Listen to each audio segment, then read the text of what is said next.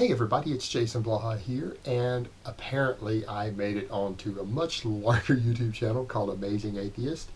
Now, I'm not familiar at all with this channel or the show that they run, because I don't really watch atheist stuff. You guys know me, my stance on religion and spirituality is that I am an open-minded skeptic. I accept the possibility, but I'm very skeptical, which is oftentimes my stance on a lot of issues, which is my stance on the other issue that they brought up, which ironically enough has nothing to do with my normal channel. It's from the Ask Jason channel, where you guys know I cover philosophy, my crazy political views, and just give people general advice who ask me a lot of questions. And that's what I do there. And sorry, the cats are going to be all in this video. And of course, as they said in the video, I'm an awful person, and these poor cats are really unfortunate to be stuck with me. Even though we imported them and adopted them from the streets of Egypt, all three of our cats were street cats in Egypt, which we adopted to give them a better life over here, where they would never have been adopted in their home country. But poor kitties have to put up with me, of course, as they said in the video.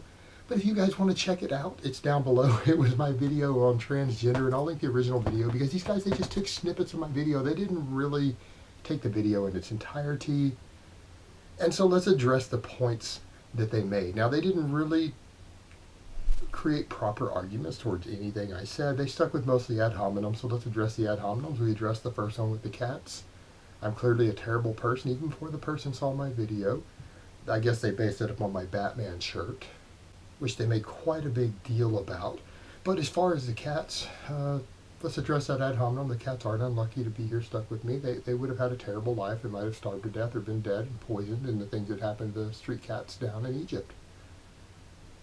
Here they get fresh food. I actually cook for the cats, believe it or not. I actually cook fresh fish and chicken and things for these cats regularly. They get real whole food, not even always as much cat food as a lot of people's cats get. They're very well taken care of, very well loved.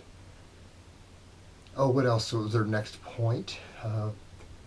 They addressed the Batman shirt that I had on at the time. Well, I think I am more suited to wear a Batman shirt than any of those guys.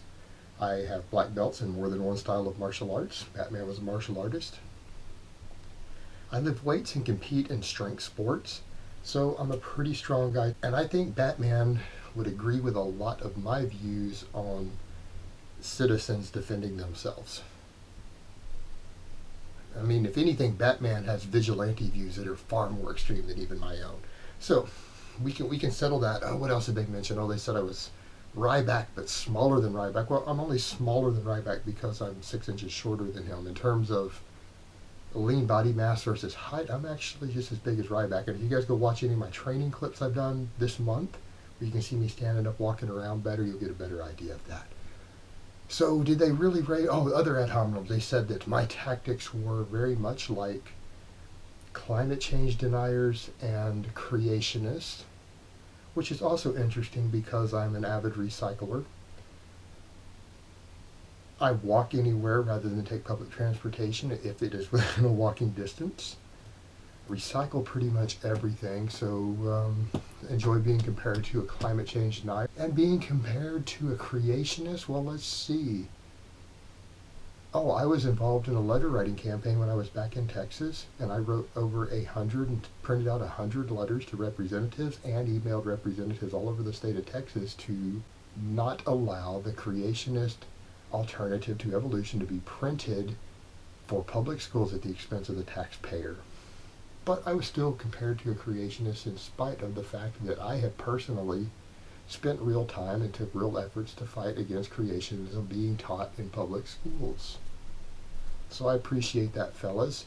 Now, as far as the substance of what they disagreed with me on, their disagreement was basically, well, we don't think that you're right, and so therefore there shouldn't be any public discussion on this. And they tried to act as if they compared this to hard sciences like climatology and chemistry and biology, which are hard sciences, with something like psychiatry or psychology, which is a soft science. I'm sorry, it isn't always as set in stone and as easy to get data on, and there is a debate there. And when you have a soft science that has now become a major political issue, which it has, and laws are being written that affect people's lives in a very real way, then that should always be open for discussion, and particularly open for discussion amongst the intellectuals and people who are experts in that field, and people who are experts in that field who have a dissenting opinion shouldn't be shut down. And I think that's even more true when it's a soft science like how do we define a mental illness, instead of hard sciences such as what can we measure in the DNA and in the genome. They're a little bit different here, guys. So that essentially sums up their arguments, and irrespective of the fact that they were quite immature and made nothing but ad hominems to me, I'm not going to return those ad hominems. I'm just going to thank these guys for bringing me on their show and at least producing a small part of my voice and at least giving me the publicity. So thanks, fellas. It's appreciated, and I'll be glad to be back on there any other time. So I hope it has been informative, and I will talk to you guys next time.